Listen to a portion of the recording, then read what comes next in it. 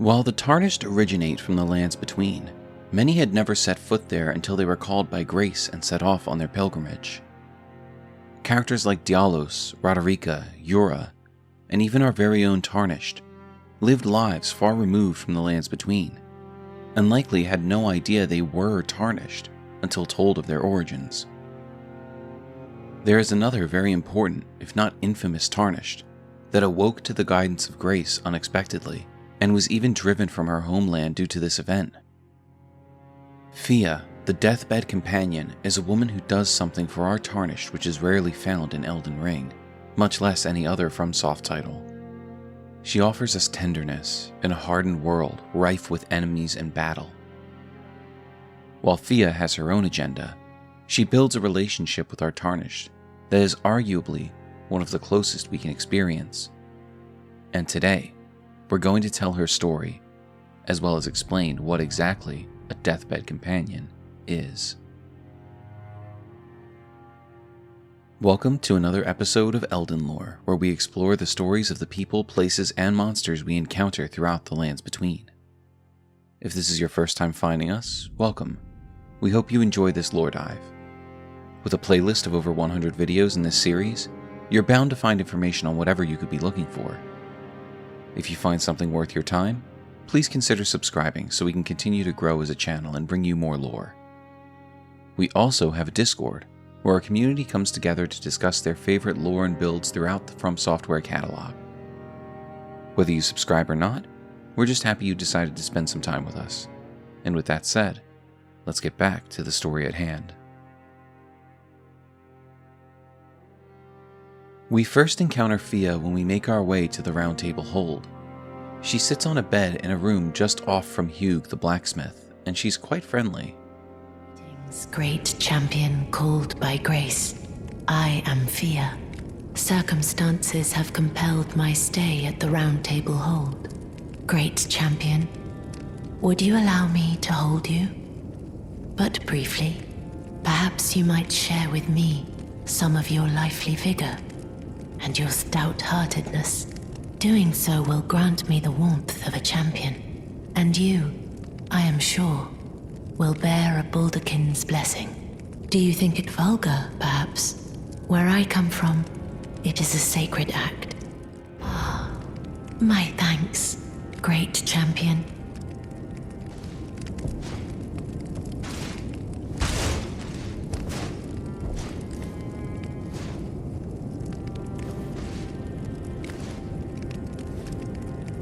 You are very warm. What you felt light up inside you was a Baldakin's blessing. Though it is but a fleeting thing, I am afraid. Come back to me, should you require another. I will take you in my arms as often as you need. Fia does not explain exactly what a Baldakin's blessing is, but if we look in our inventory we can find the explanation. Favor bestowed by a Deathbed Companion, protection of a hidden temple in the guise of a bedchamber, uses FP to temporarily boost poise. The favor allows one to forget any aches and pain. In death, there is only peace, for in death, there can be no sensation. As long as this item sits in your inventory, your max health is reduced by 5%. Perhaps as a way of showing you've given Fia a portion of your warmth and strength. If we speak with Fia in secret, she will explain exactly what a Deathbed Companion does. I was known as a Deathbed Companion. Where I come from, after I received the warmth and lively vigor from a number of champions, I lay with the remains of an exalted noble. To grant him another chance at life, to do so is the purpose of my being.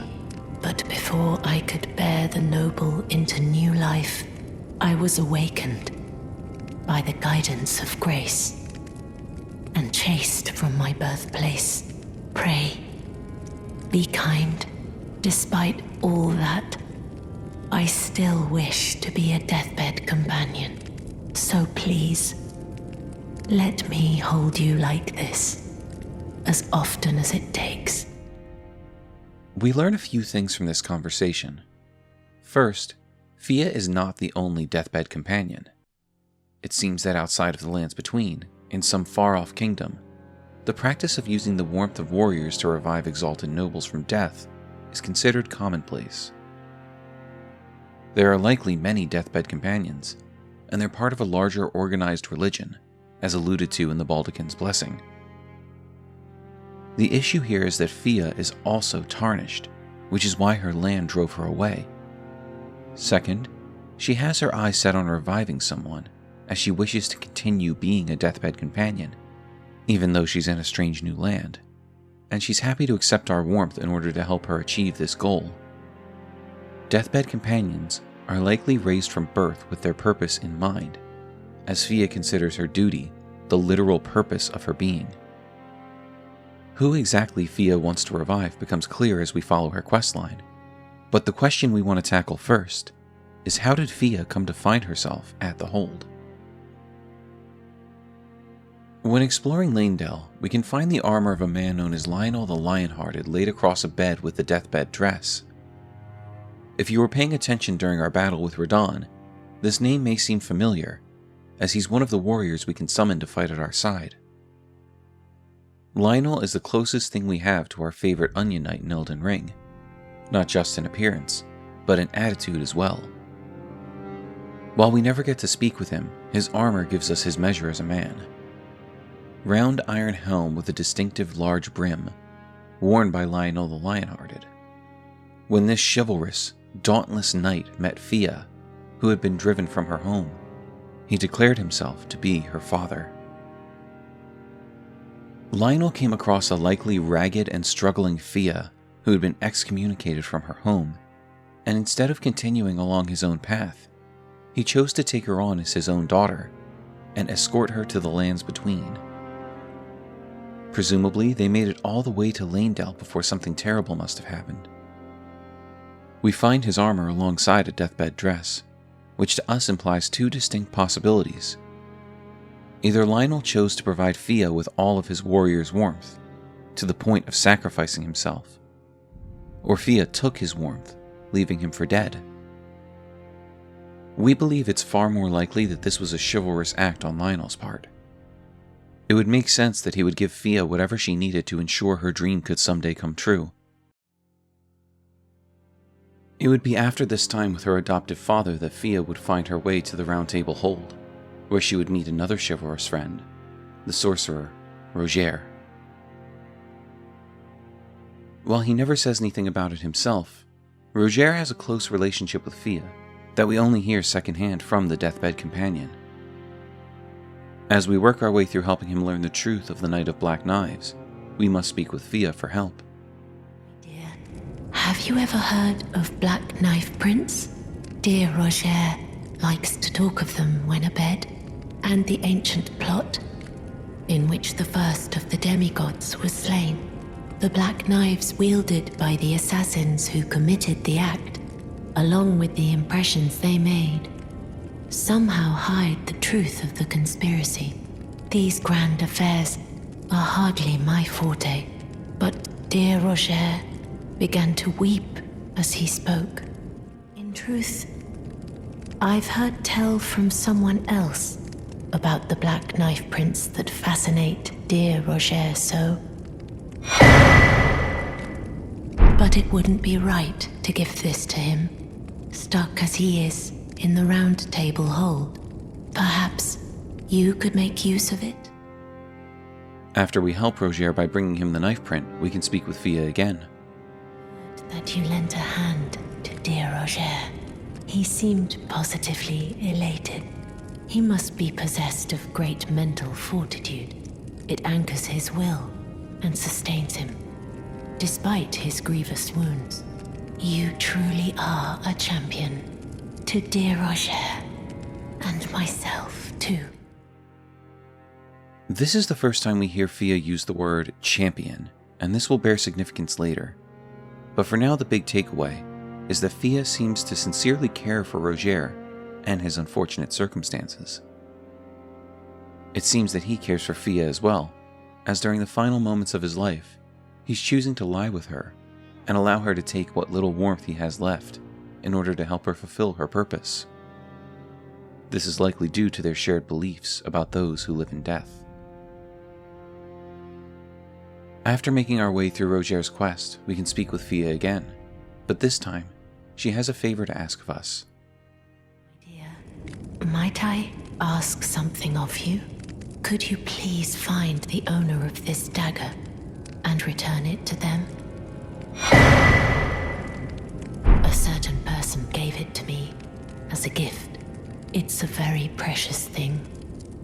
It must have a special place in the owner's heart. So I would like for the original owner to have it back, if you wouldn't mind. This weapon is described as a dagger received from Fia, the Deathbed Companion. She wishes for it to be returned to its rightful owner. It was once a special weapon of gold and silver intertwined, but is now worn down and marred by a black gash. We can take this dagger to D, Hunter of the Dead, and he says, "What have we here? How did you get your hands on that dagger?" "Well, that hardly matters. I know very well whose dagger it is. Why don't I return it to them for you? Good work bringing this to me." While we believe this dagger does not truly belong to D, rather it was held by his brother D, he knew who held it last and leaves to confront Fia. When we visit the hold again, we see D dead at Fia's feet, where she tells us the stolen halobrand of the exalted noble has been returned, and says, I must bid you goodbye as well, though I ask you deliver this message to the Round Table Hold. I am Fia, Deathbed Companion, Hark Round Table. Disturb not the death of Godwyn, the Exalted. We, who humbly live in death, live in waiting, to one day welcome our Lord. What right does anyone have to object? Our Lord will rise, the Lord of the many and the meek. The holobrand she speaks of is half of the cursemark of death that would have been found on Godwyn the Golden after the Night of Black Knives. We know this because the other half of this cursemark is found on the perished flesh of Ranni. Cursemark carved into the discarded flesh of Ranni the Witch, also known as the half-wheel wound of the centipede. This cursemark was carved at the moment of death of the first demigod, and should have taken the shape of a circle. However, 2 demigods perished at the same time, breaking the cursemark into 2 half-wheels. Ranni was the first of the demigods whose flesh perished, while the Prince of Death perished in soul alone. It seems the exalted noble Fia wishes to lie with is none other than Godwyn the Golden, and she seeks to bring about a true leader for those who live in death. We do not meet with Fia again for some time, as she now resides deep within the deep-root depths, sitting below the ever-expanding corpse of Godwyn the Golden. Upon finding this corpse, we're forced to do battle with Fia's champions, 3 of which are specters of those players who allowed themselves to be held by Fia, while the other 2 are warriors we've met before, Lionel the Lionhearted and our friend, Rogier. It seems the Lionel who walked beside us in our fight with Radahn may have been nothing more than the spirit of a champion, summoned by Fia, in order to help us in our journey, perhaps indicating that she too wanted to see the stars set back in motion, in order to reach Godwyn deep below the earth. Rogier being one of her champions makes perfect sense, as they built a strong connection, and he believed that those who live in death were completely innocent. They simply touched on a flaw in the Golden Order. After defeating these champions, we are given Fia's Mist, and can speak with her once again. There you are. I knew you would come. What is it you intend?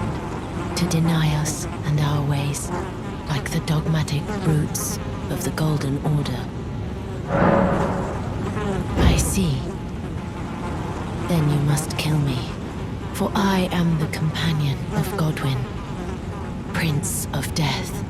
I wish to be a mother to those who live in death. So it is that any loathing, any hatred that overshadows them, I must bear as a matter of duty with my own flesh. If we choose to be held, she says, You are an odd one. I am the guardian of those who live in death. They call me a foul and rotten witch. Yet you still wish to be held by me?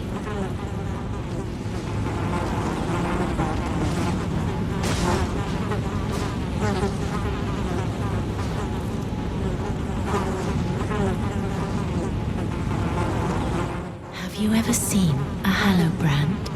When the first of the demigods died, his flesh was marked with the half-wheel wound of the centipede. Godwyn's Hallowbrand has since been recovered at the Round Table Hold, but there is another Hallowbrand out there somewhere, and I must find it before the time comes we receive our Lord. When Godwyn died, a Hallowbrand scored his flesh, but another exists. Another mark in the shape of the half-wheel wound of the centipede, and I must find it before the time comes we receive our Lord. My hands will be dirtied once more by the deed. Will you still let me hold you, even then? if we found Ronnie's cursemark, we can then give it to Fia. Is the other Hallowbrand? How did you... Oh, my utmost thanks. With this, Godwyn can take his rightful place as first of the dead and claim a second, illustrious life. You are our true champion. And though I can't be of any use to you, can I hold you tight? If only for a moment.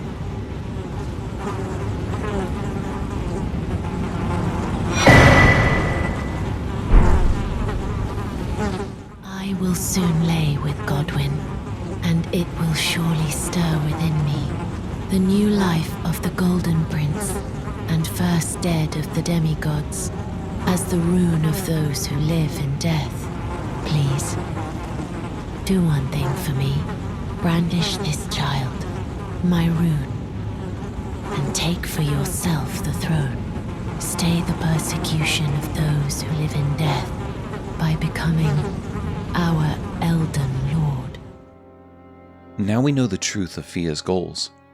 Unlike with others, who she acted as a deathbed companion for, she's not trying to revive Godwyn in the traditional sense. She is instead using her power to craft a new Mending rune, one that will return death to the lands between, and make it part of the natural order once more. The rune itself will be the new life that she grants Godwyn, using his power to become part of the Elden Ring. After all of this, we can speak with Fia one last time before she drifts off to a long slumber. Goodbye, my dear, but I am satisfied. I choose to lie with Godwyn of my own will, not the remains of one chosen for me, and I will bear a child who will inherit your warmth too. What greater blessing could there be but to be born a deathbed companion? After Fia falls asleep, we can enter her dream to do battle with the Lichdragon Fortissax. Upon defeating him, we learn from his remembrance that Godwyn's old friend had actually been trying to revive him. After Godwyn the Golden became the Prince of Death, the ancient dragon fought long and hard against the death within its companion. Alas, victory was never achieved, and its only reward was corruption. Fortissax could not bring back his companion, but he did prevent death from taking him completely. It's only after Fortissax is defeated that the Mending rune of the Prince of Death can be completed. Rune gestated by Fia, the Deathbed Companion, used to restore the fractured Elden Ring when brandished by the Elden Lord. Formed of the two Hallowbrand half-wheels combined, it will embed the principle of life within death into the Order.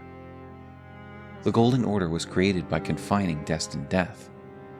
Thus, this new order will be one of death restored. Unfortunately for Fia, even though she achieved her goal, she would not live to see her dream come to fruition, as her actions would return to haunt her. Fia sealed her fate the moment she murdered D, Hunter of the Dead, as his brother hunted her down to take his vengeance. Hello. The rotten witch is dead. The Golden Order unsullied. Now I can look my brother Darien in the eye. Honeyed rays of gold deliver my spirit. Darien, now I have no regrets. Honeyed rays of gold deliver my spirit. We then have a choice. Allow D to bask in his revenge, or continue the cycle and avenge Fia's murder.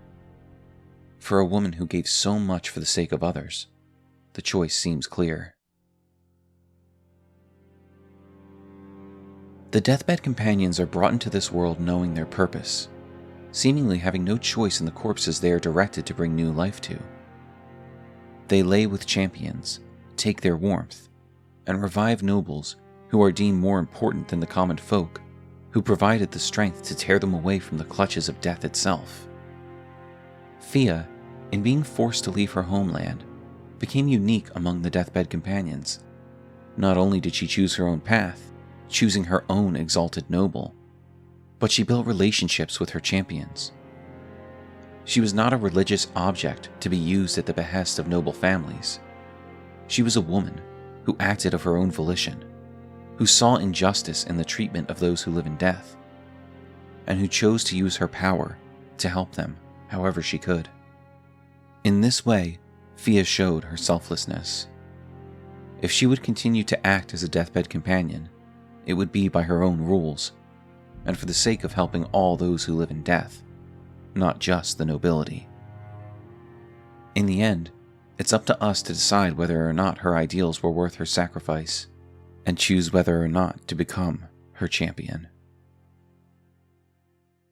Thank you for joining us for this dissection of Fia, the Deathbed Companion, mother of the Mending Rune of the Death Prince. What are your thoughts on the story of Fia? Did she kill D, Hunter of the Dead, by her own hand, or did Deathroot do the job for her? Was she simply using those who lent her their aid, or did she truly care for her champions? What does the Lands Between look like once death has been restored? And does that mean that those that live in death will finally be given a true death? Let us know your thoughts and theories in the comments.